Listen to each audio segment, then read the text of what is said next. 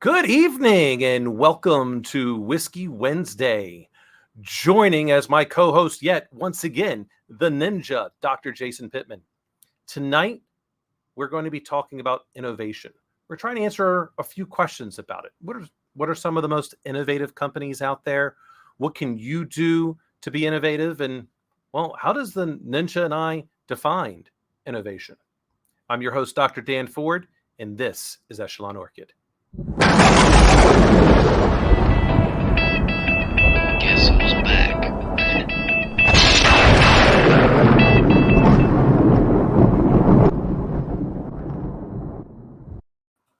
Ninja, what's going on, brother? How you doing, my friend, Dr. Dan Ford? You know, as always, chilling like a villain, having a nice glass of whiskey tonight. Are you on the water trip, your beer trip, your kombucha trip? Beer. Nice IPA. Is that what that is? Yeah, this is it's supposed to be a limited run, but even though they run out sometimes during the week, they bring it back.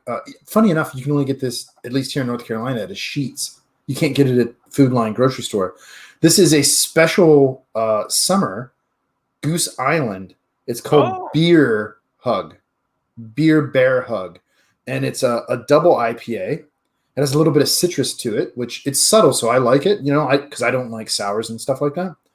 But it's also 10%, dude. So like one pint, that's a good evening. Yeah. I mean, it's not quite as potent as some of the beers that I've made, but it's not bad. I've experienced that firsthand. You are correct. So, let's get right into it. Let's go. So let's first, how do you define innovation? Oh, that's a really good question. I think, at least for me, I think about innovation certainly probably foremost in terms of technology, but I think, extract or divorce how I think about innovation from science. That is scientific discovery, or what Kuhn called paradigms or paradigm shifts. I think of innovation as something that actually perhaps even better than paradigm or paradigm shift. I think what pops into my mind, maybe this is part of because of what's recently in my mind, is transcendental. And I think that's a lot how Steve Jobs thought. And so like you were asking these questions in the pre-show about questions about we might answer about innovation, and immediately I started thinking about that classic Jobs interview where he talks about what happens to a company vis-a-vis innovation when the bean counters get a hold of it, and this balance between management and innovation. But it turns into current day's Apple. Yes, exactly. Well, this is one of the things that's about innovation is that I'm like, okay, well, let's see if there's a definition out there. And sure enough, there's many definitions, but I was surprised that ISO 5600 2020, so the International Standards Organization, actually has something on innovation. And they define it as simply a new or changed entity realizing or redistributing value. Yeah, that's a pretty succinct definition. I think it's a pure business definition of it. I don't think that's bad. Because I think you might agree, but maybe you don't. I don't know that all innovation that is good necessarily is a good business idea, right? Oh, well, right. But I think the value, I'm not equating value in this definition as being like, to the bottom line. Mm-hmm. It could very well just be, a new idea, and it's bringing value to someone else. Maybe it improved their lives. Or what was back in the day when I can't remember which drug company it was that said, well, we're going to lose all this money, but we're going to, be able to defeat malaria or something. I can't remember which one it was. And they're like, I don't care. Give it away for free. We're getting rid of this stuff, right? We found a way. We're doing it. And it crushed their bottom line. But the CEO at the time basically said, look, I don't care. It's the right thing to do. Yeah, and I think that cuts the heart of exactly what, like, we were just talking about with that famous Jobs interview where he talked about innovation versus management. And we've talked about this in the past with leadership. Like, it's just a natural evolution. It happened at Silent Circle to us, Oh yeah. right? We were young and hot and very creative and very innovative, but you don't really make good businesses that way, right? They're not sustainable. They'll just burn themselves out. When you want to stabilize and just keep coasting so that you can accrete revenue, that's when you need the more conservative managerial types come in. And I think you can define innovation both ways, because to me, being more creative, innovation is more to Kuhn's definition of paradigm shifts, right? Or how perhaps even Jobs as a pure marketeer defined it. Whereas now, like, this report came out in the last couple of days, the current Apple CEO is going to step down, right? And Tim Cook, and he wants to oversee one more release. And of course, I think to myself, of what? Like, you ain't got shit, bro. And you haven't innovated in 2 decades. Well, what's really funny about Apple to me, and Apple used to be the anti-brand, and we're truly innovative. But then at what point did they become the brand and then started getting run by the bean counters? Everyone started worrying about their stock prices. Mm-hmm. When do you think that happened? If you could pick a year. When Jobs died. I don't know what year that was, but... You think it's when he died? Oh, I think dude. it happened before then. Well, maybe I can define it more concretely or specifically when he started to step back from even being there day to day, because creative people are volatile by temperament, and he's well renowned for being an asshole and being very volatile. And the minute that kind of recedes, it's a power vacuum, right? And at that point, what Apple needed was to stabilize, because that's pretty disruptive to the Apple ecosystem to lose your visionary leader. So, I mean, I think it's easier to say it's when he died, but certainly it started happening before that, because what innovative product have they brought out since then in terms of like paradigm shifting technology? Because the iPhone was a paradigm shift. Yeah, I mean, I think the iPhone itself, which in reality was an iterative thing off of the iPod. Yeah. Mm-hmm. Right. Yeah. It went iPod Touch, iPhone, right? But even still, the that whole MP3 era, I just think that, okay, whatever. But the iPhone was pretty damn powerful in getting people connected to the internet, like true broadband access. Yeah. At a very cheap cost. Yeah. That's where the innovation was. It got people access to the internet that didn't have access to the internet before, in many ways, because a lot of those people they didn't have broadband. They may not have had it at all. Maybe they just had they may have even still had dial-up in 2008 or DSL, but they weren't putting out $300 a month for whatever it was back then, 25, 50 megabits per second. I don't know. Right. No, but you're spot on. To me, that is a creative, tech, scientific innovation in its purest form. I have to imagine now internally, Apple has some innovation in terms of how they're able to pull KPIs into a dashboard to track sales. And that's innovation as you define it. Sure, it brings value somewhere to somebody or some group. But I don't, because I don't have that temperament. I don't think that way. Yeah, I think, Apple's jumped the shark, right? What else are they? They're a over glorified PC company at this point. Even though it's not, I'm using that term loosely in terms of PC because PC's for Windows, but I mean, they've got a Mac, they've got an iPhone, they've got an iPad, they've got an iWatch. I mean, their new silicon is innovative in some sense, but I don't know how much of an innovation dude, you can't tell the difference. You ain't putting that machine in front of anybody that's going to just use it and be like, oh, this is obviously an M1 chipset or an M1X or M2, whatever they're going to release next. This month is September. Happy 1st of September, by the way. Yeah. Yeah. I just don't see them as being innovative anymore. But so I've got this list of 21 great ways in which someone could be innovative. And so I'm just gonna, I'm gonna read them off just a little bit and to see what do you think about it. So the first one is just copy someone else's idea and see if you can improve upon it. Yeah, sure. Mm-hmm. I think that's actually a great way because all artists, all creatives copy or borrow or steal, if you want to put it that way. The idea of a remix isn't new, even though the term remix is new within our lifetime. Fuck yeah. I think Steve Jobs, I always get these backwards, but basically he was like, because this is why he hated Android so much. He felt they just borrowed it and then bastardized what he already did. He said he would rather someone steal his idea and then make it better than bastardize it, or I think he used the word borrow. Yeah, sure. Yeah. So another thing, well, it's like, hey, simply just ask your customers what they think that you should do next.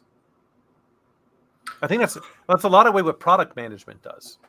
I was going to say, that's why focus groups for market research are so powerful. It's amazing.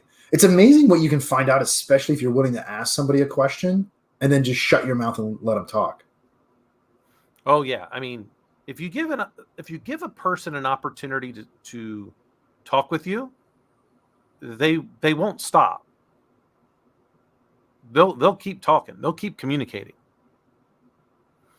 So another one here is, hey, use the difficulties and complaints your customers are having to solve for better problems. Yeah, and I would add to that, tell me if you agree or disagree. I would add to that, pay attention to what your pain points are or what your happy moments are. And I think this is vertical dependent, but a lot of times I think innovation can come from solving your own immediate problems because generally speaking, if you have it, probably there's a lot of other people that do too. And now you're getting to niche markets and stuff like that, but that can be quite powerful. Absolutely. And here's one that I tend to use quite a bit, which is ask, well, what if? Mm-hmm. There's a list of 30 of these things. Some of them are kind of silly, but I like this what if aspect. And so, and how I look at it is, so both with, EchelonOrchid, Dragon's Mouth, things like that. I said, if I'm going to start a distillery, what does it look like? And I'm going to design it based on what I know now. EchelonOrchid, I have a future vision for it, and these are all my steps of getting what those things are, or at the credit union, we're in our strategic planning. And I said, imagine you are starting a credit union. It's going to launch in 2025. What does it look like? Mm-hmm. It's, to me, a big part about innovation. That first step is start trying to predict the future.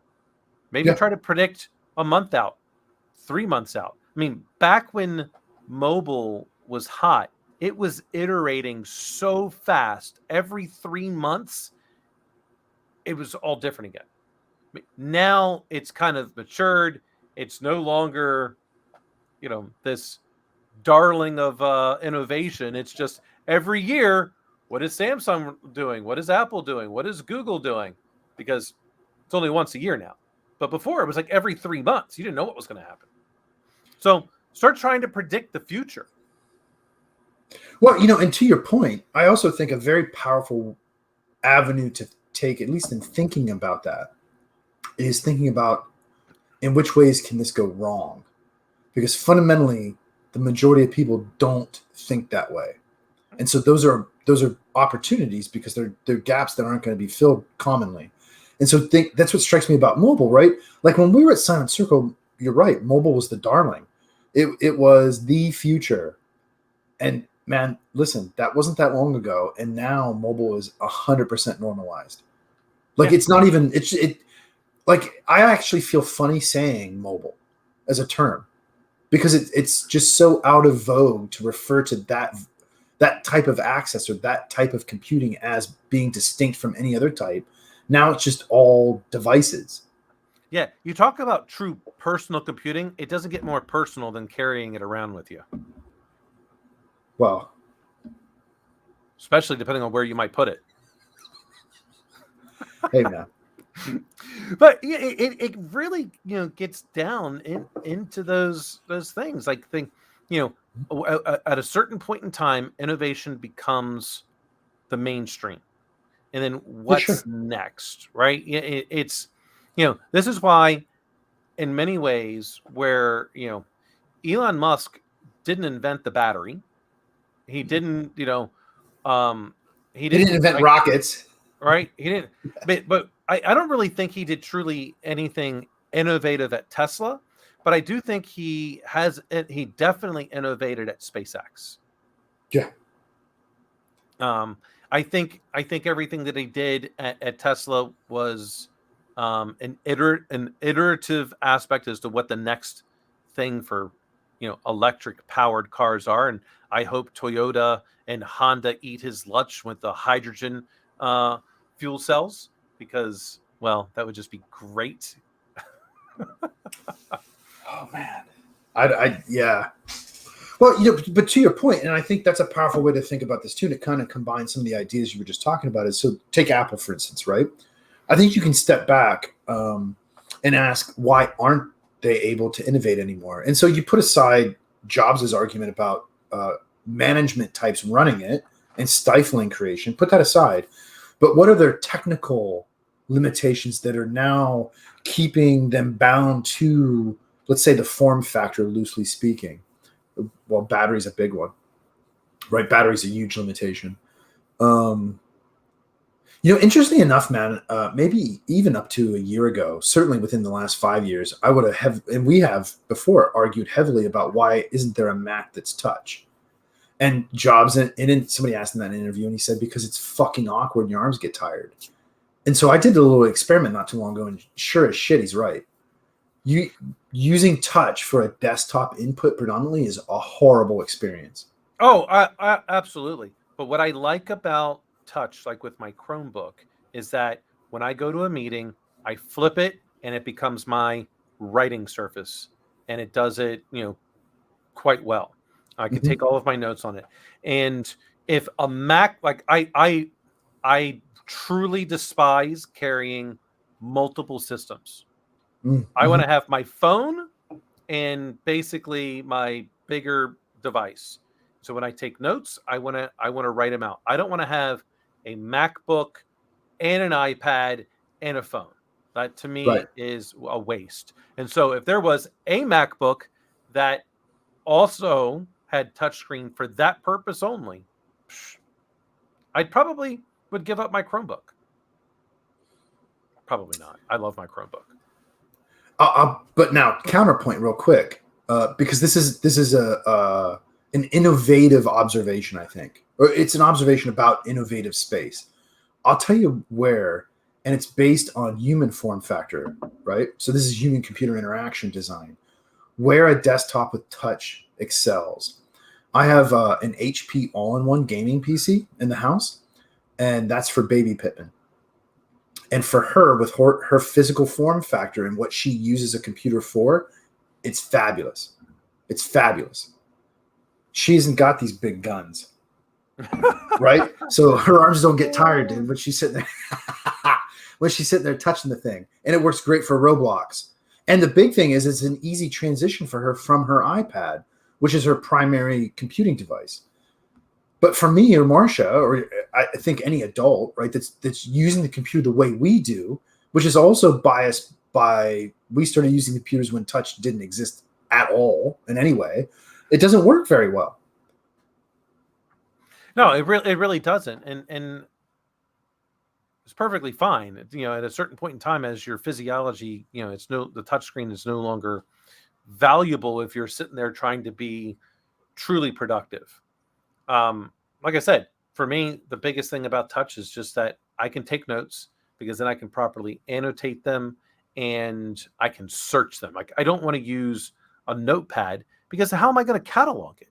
Am I going to transcribe it back? No, that just takes, you know, too long.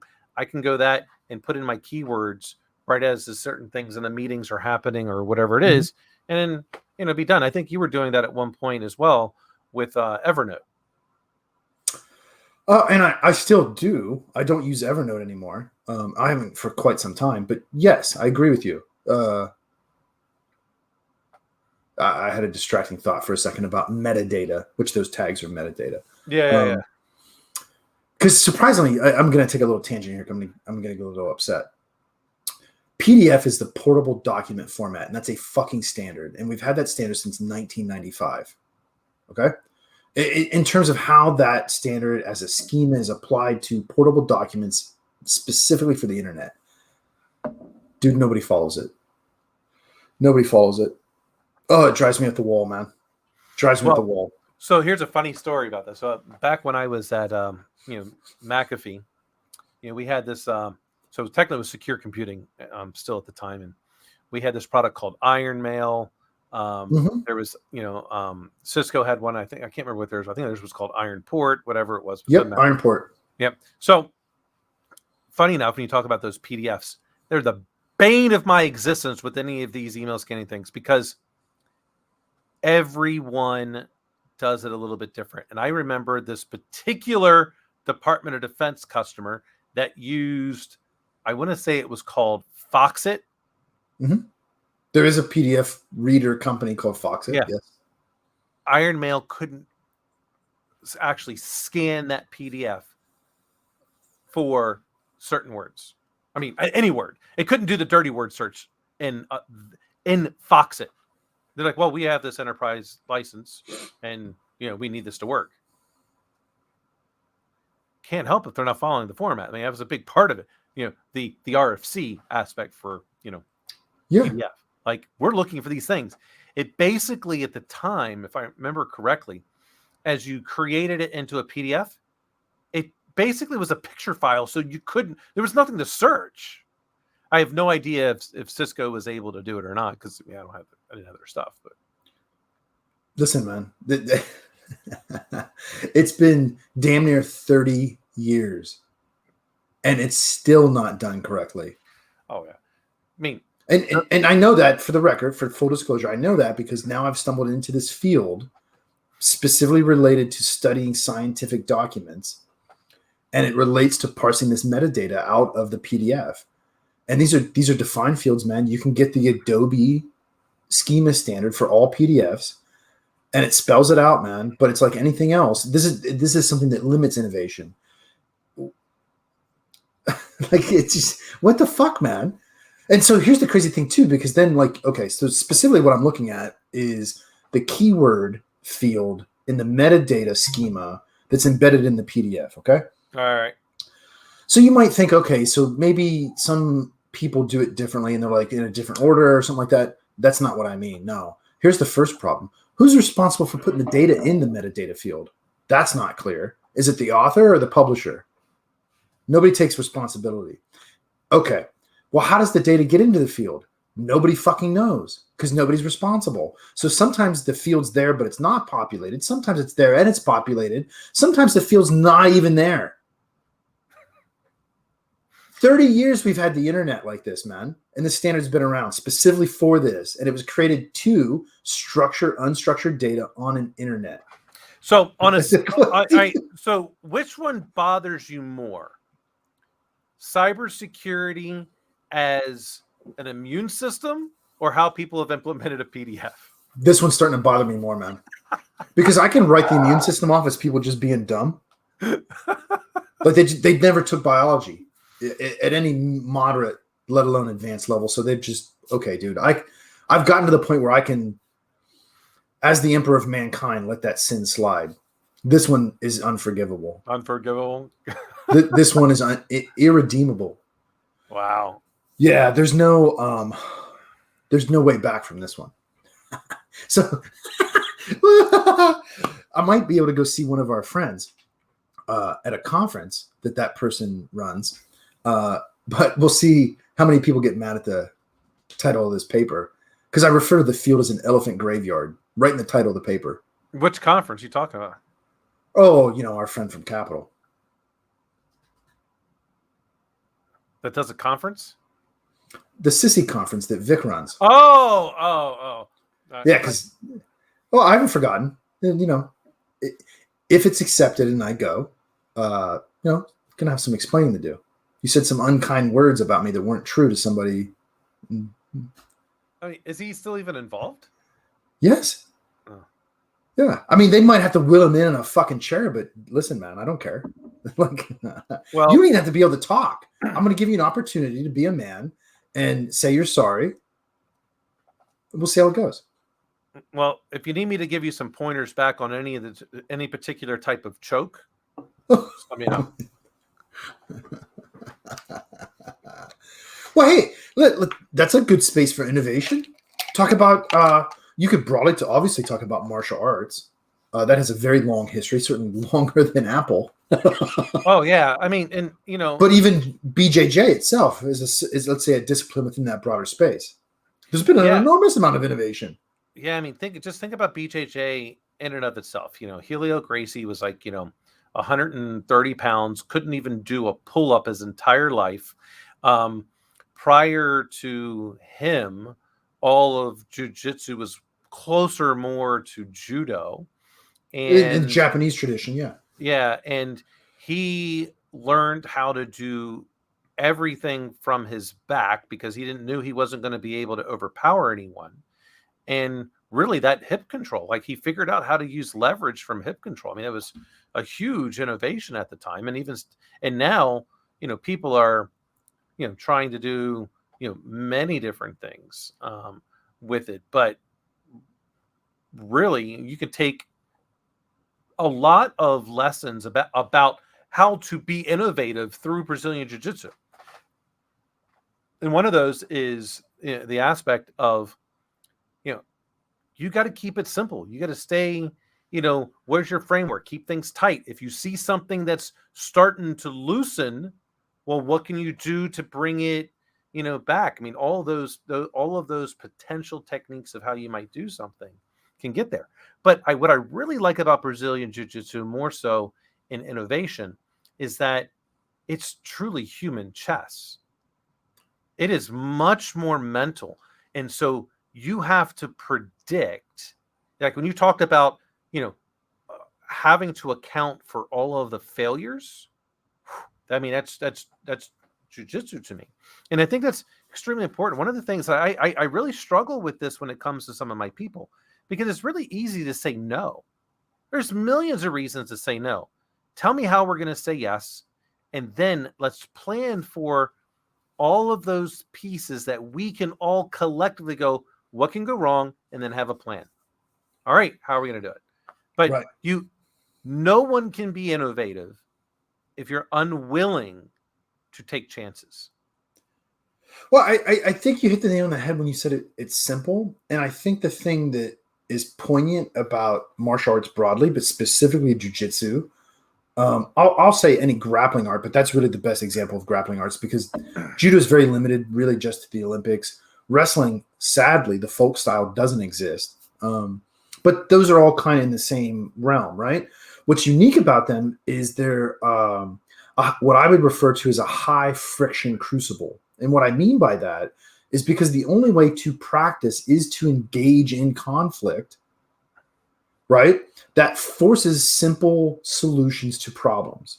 And that, I think, is, let's say, the breeding ground or the genesis for innovation. And so, right, why did Helio solve the limitation problems he had in a traditional Japanese jiu-jitsu the way he did? Well, it was largely based on the crucible that he was finding himself in repeatedly. His size, strength, so forth and so on, right? And then you take that and you can evolve it out. Then you can start branching out in different ways. Why did Eddie Bravo invent 10th Planet the way he did, because he was solving problems that he was facing in a daily crucible and practicing a more traditional gi style. Yeah. That's what I find. That's what, when I've in the past referred to being in love with the mechanics of boxing or MMA or whatever, that's exactly what I'm talking about. That's the spirit of it. Absolutely. So you hit on something which made me write down this question for you. Can you be innovative if you're comfortable?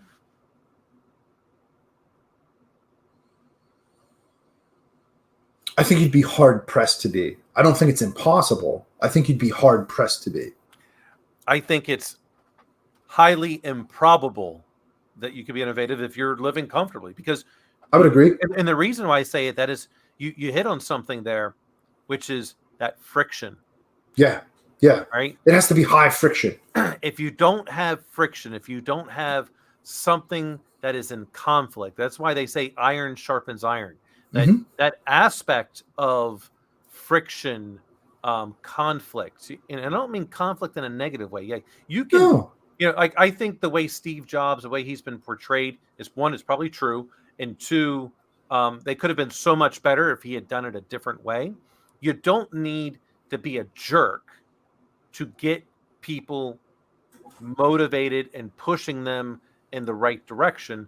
Maybe with some of them, like if they're a former Marine captain that you and I both know, he needs to have some knife hands at him all the time, right? But you don't need that. It's not about being negative in terms of conflict.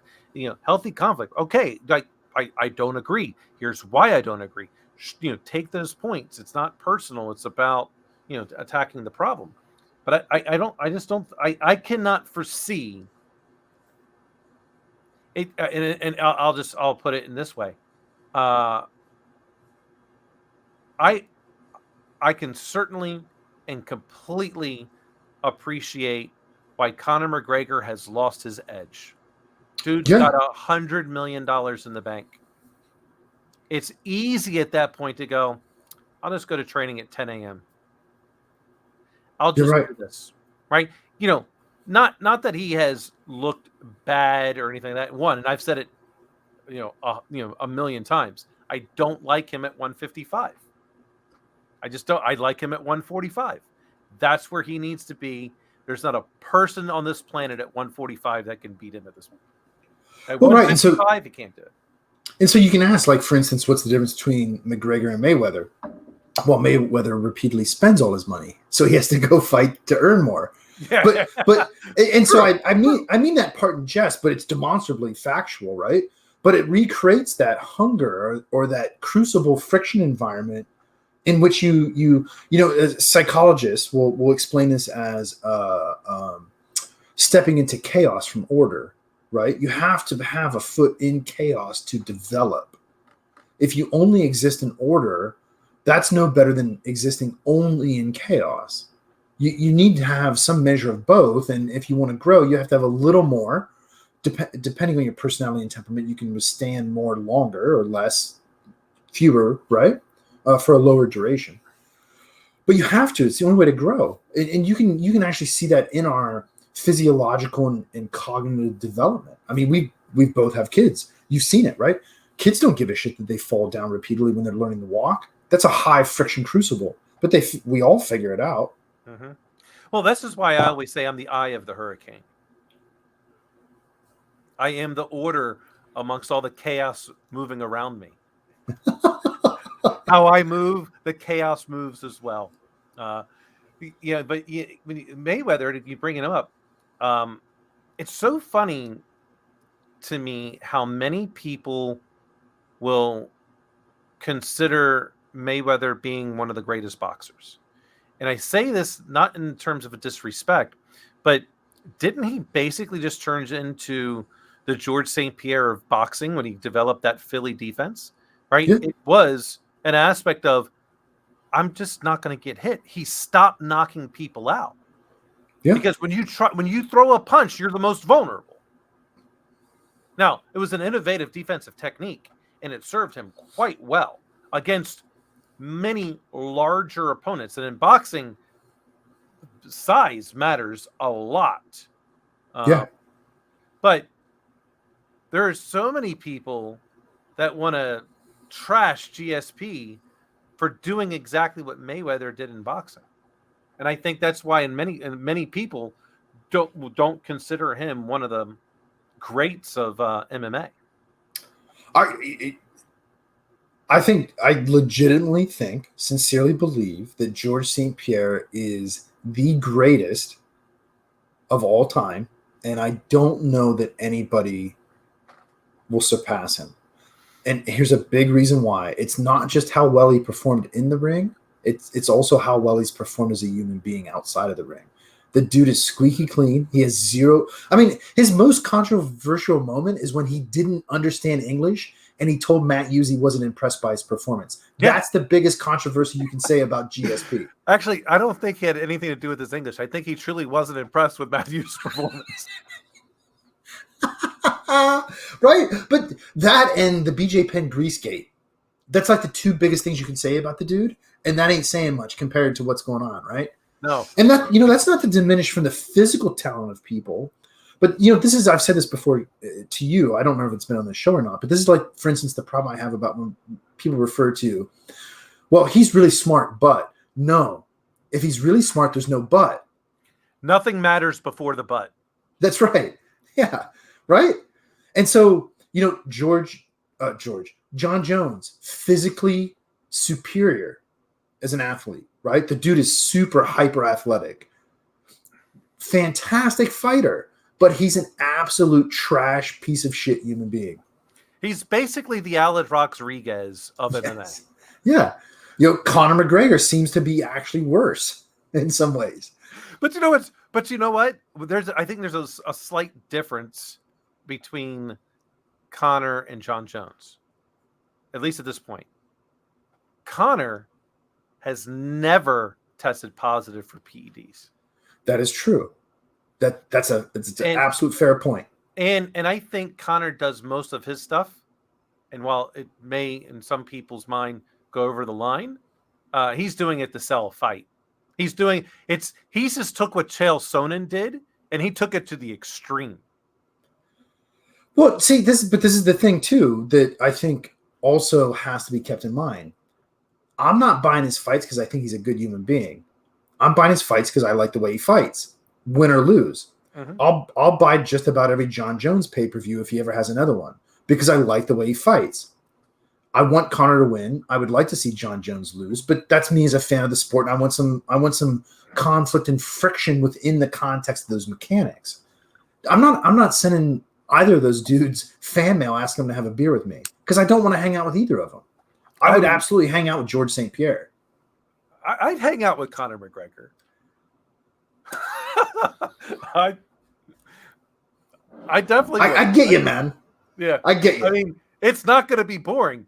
John Jones, I have, and here's maybe much more the reason why with Conor, and I'll start it with John Jones. He was already able to do all the things that he could do now because he comes from a family of athletes that are all making NFL money before he. Oh, his brothers, yeah. Right. Conor came from nothing, and I would, and the reason why I'd love to do it, and it wouldn't be over that garbage proper 12. It'll be over some nice Dragon's Mouth whiskey. Whatever.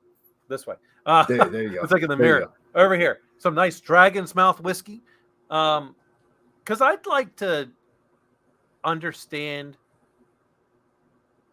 what he went through his mind of going from like nothing to that first thing. Like, what was that transition? When did he see it? What things did he believe? Like that innovative, because innovation, the first place I think it has to happen is within yourself. Yeah. What is my innovative self going to be in 5 years? How am I going to reinvent myself in 5 years? And what's it going to take to get there? I'd like to have that conversation with Conor McGregor because, I mean, that is a, rags to riches kind of story. And I'd like to know that. I'd like to know, I mean, that takes some mental strength that few people possess. Yeah, well, that's a temperament thing. I mean, we know that as a psychological dimension. He clearly has a very high tolerance for chaos, and I don't mean that in his outward behavior. I mean in what was necessary to go from where he was to where he got to. You have to be very comfortable with high degrees of chaos for a very long period of time in terms of personal challenge. And that's how he was able to grow so fast, so well, and become so powerful. Then you get into the Apple conversation. Well, why did he hit that plateau at that point after he beat Eddie Alvarez? That's, to me, when he really plateaued, because he hasn't done anything significant since. And he fought a perfect fight. That was a masterclass. That was an absolute masterclass. It was everything. And I think he's going to fight. I think his next fight's Nate Diaz. I mean, the way they're talking right now, I think that's what's going to be. So, but with that, getting back into this aspect of innovation, I find it interesting that, so here is this, top 50 innovative companies of 2021. And I'm looking at this list. I don't see one innovative company on here. Okay. Are you looking at the one that has Apple as first? Almost all of them do, right? So the first one is Apple, then it's Google, then it's Amazon, Microsoft, Tesla, Samsung. Microsoft? Are you kidding me? What is Microsoft doing? Okay. I understand why someone might put Tesla. Samsung actually is doing some things, which is funny because the last time I went to Mobile World Congress, Samsung already had, and this was in 2015, okay, that was 6 years ago, a folding display screen for a phone. Mm-hmm. And now they've coming out with it commercially. Yeah. IBM, Huawei. You know how Huawei innovates? They steal that shit from Cisco. Yeah. Yep. Sony is number 9 on my list. I think we're over the same list. I think we're going to say Pfizer. Yeah. Okay. They have to be. They're not. I don't think Pfizer is truly being innovative. I think they're solving problems. They're not coming up with brand new solutions. They already know they're not solving for what the problem is going to be in the future. Anyway, Siemens, LG. LG is so innovative. They just got out of making Android devices. Yes. Facebook. What I don't understand is how is Oracle above Dell? I'm trying to figure out how Target made the list. That's true. I mean, Oracle's biggest claim to fame in the last 20 years is the Linux lawsuit. Wait, no. Linux, or you mean the Java? Or are they both? No. Let's broadly say the Linux Unix. It's a GPL lawsuit. It's been going on for like 2 decades. Right. So Target is on this list. Walmart is on this list. Nike, Comcast, Comcast. All right. So here's a quiz for you. We're looking at the same list. I know we are. So in the IKEA, two below IKEA, number 34 is a sports company. How do you pronounce that name? Adidas. I say it's Adidas. Yeah, because you're a filthy heathen American. Hey, it's a European company. It's Adidas. Whatever. We're in America. America. Just like Patrick Roy. Everyone's like, it's Roy. I'm like, it's ROY. That's Roy. You're talking about the goalie? Yeah. So shut the fuck up. You've got Lenovo and Huawei both on this list, and they're both Chinese companies stealing shit from everyone else. Yeah, well, Lenovo's biggest claim to fame is they bought the ThinkPad line from IBM, who's higher ranked than them somehow.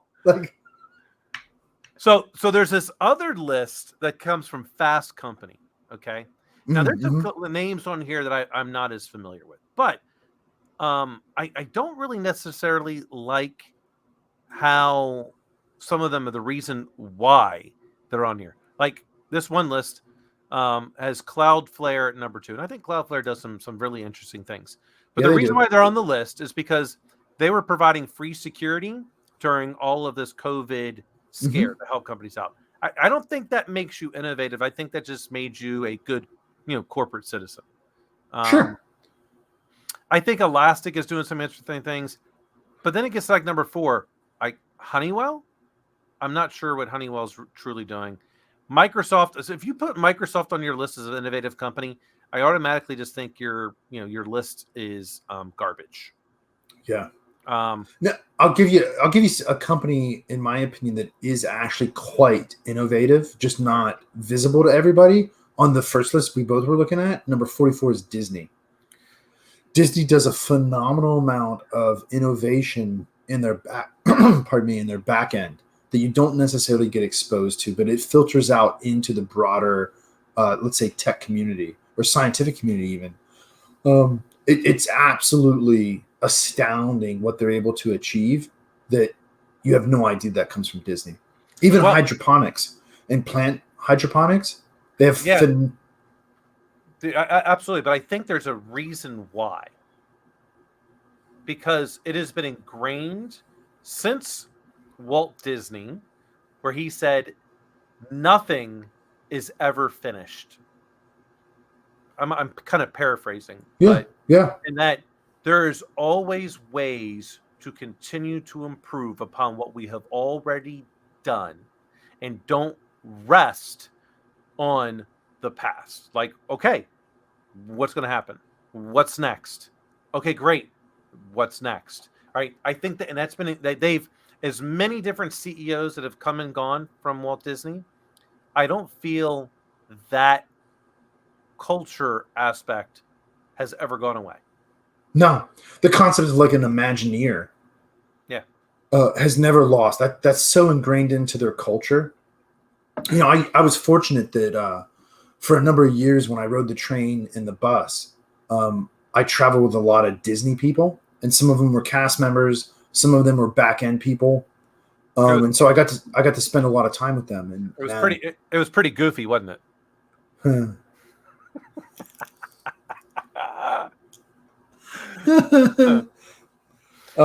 So if you get outside of Walt Disney on that list, what's a company that you think is innovative? It's not on any of not on that list of garbage list. If you had to pick a company, well, like SpaceX isn't on that list. I think that, and we said this early on, I agree with you. You said it. I think SpaceX as a company is several orders of magnitude more innovative than Tesla. Do you think they're more innovative than what Blue Origin's doing, or Richard Branson? What about Richard Branson's Virgin, whatever he's calling it? Virgin Galactic. Is that what it is? Yeah, I thought. Yeah. I think it's more than that.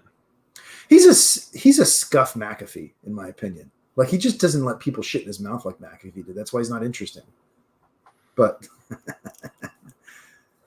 I don't know. No, and Bezos is a clown. He really is.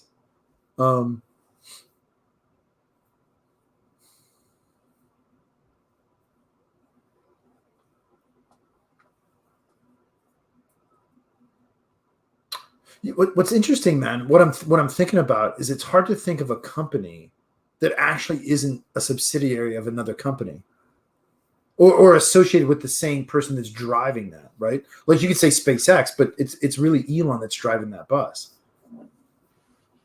Or just taking credit for driving the bus. Oh, I mean,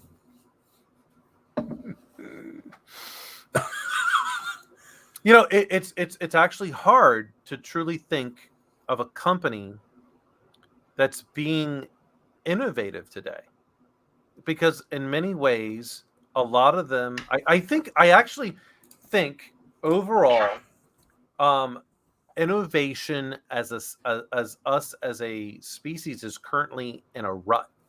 I think we're in a I would agree with that moment. And I don't know, and I've been spending a lot of time thinking about, well, what's going to be next? like augmented reality is, I mean, is just another iterative aspect of VR, which is just, it's just no different than being in like an MMO RPG game at that point, just having your avatar and you're now the avatar. It's just iterative. I don't think that's so innovative. And um, I'm actually having a hard time thinking about, well, what's a truly innovative company that's out there today? Like what's someone doing that is so different?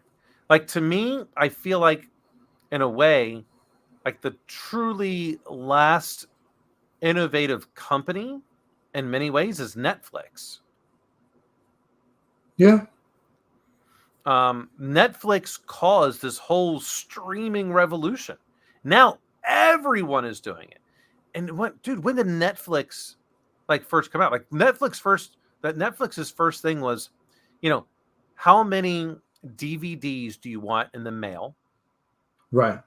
And then it became streaming, and everyone's like, no, that's not going to take.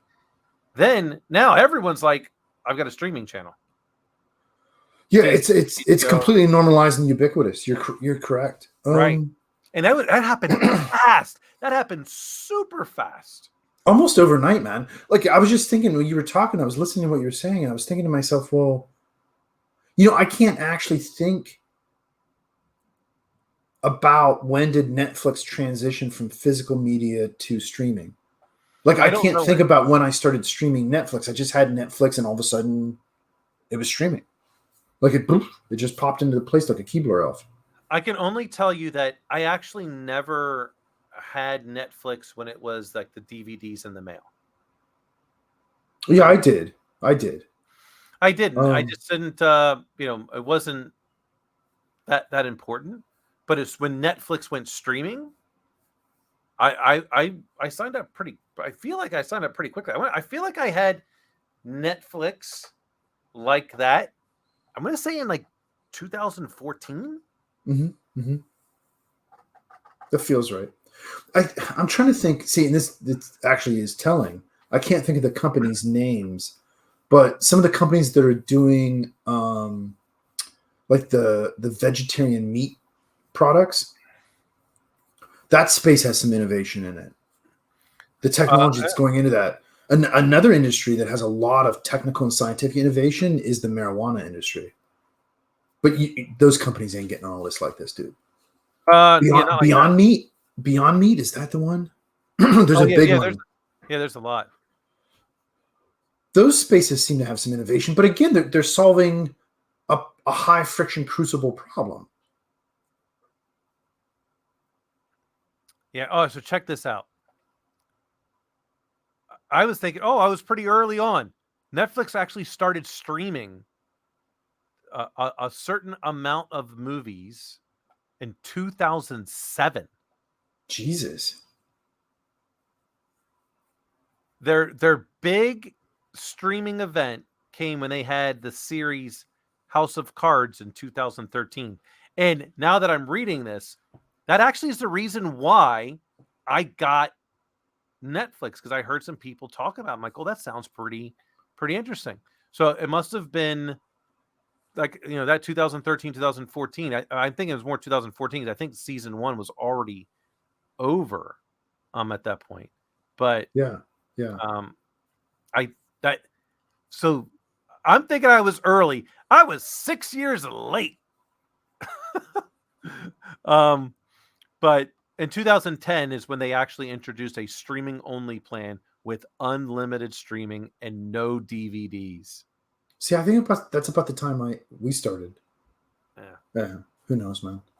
But it's strange though, the way that transition just happened. Yeah, it just did. And here we are now in 2021, 3/4 of the way to 22. And the only thing I have internet, I have cable, but it's internet only. I now have nothing. I've got Netflix. I've got HBO Max. I've got Showtime. I've got Disney Plus, and I'm still paying less than what I paid to have all that stuff on Comcast. Yeah, yeah. But yeah, you're right though, man. We're in a drought technologically for sure. It'll be interesting to see what the next big innovation might be because of the limitations we have. Yeah, I think we'll see some things with respect to the environment. I think we're going to have to. Mm-hmm. I think we'll see some other things with energy. Mm-hmm. Not and that's actually not one of that's what I'd say is have to. I think we already know the technology in terms of overall, energy. I think is truly going to wind up being more and more. People are going to wind up becoming more and more comfortable with nuclear because it's just so cheap and it's so efficient. And it's relatively clean comparatively. Yeah. I mean, shoot that shit out into space and attach it to the next comet. Who cares? I don't know. But well, I mean, because if you contain it correctly and dispose of it correctly, it's not nearly as bad for the environment as coal.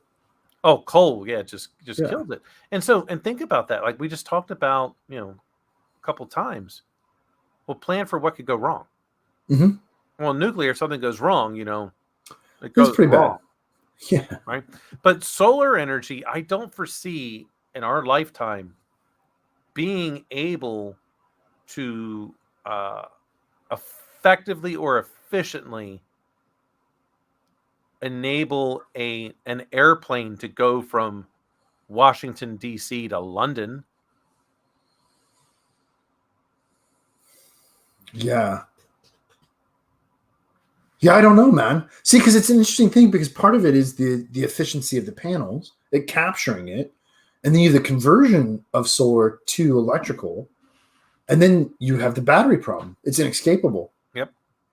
Now, with if hydrogen, I think it can happen. I mean, they can make a bomb from hydrogen. Yeah. See, I think if there were one point of constraint that limits the most amount of different verticals, it's battery. It's energy storage. I don't even think it's so much energy production because we have a variety of different ways to do that. So I don't know to what degree solar would ever be good here because we don't have the sun that, for instance, I had in California. Solar is excellent there, but there's different renewable options that aren't just, well, if you can't do solar, you burn coal, right? I mean, there's a variety of different ways to solve that problem. Some of which we haven't invented yet, but they all require storage. Right. So the biggest problem to me with battery is that it's only 100% the first time you use it. Every single time from that point forward, it's degraded in terms of its maximum capacity. Yes. With our current, let's say, suite or battery, if you will, of technologies. Yeah. Yeah. So, I will end it with this when it comes to innovation.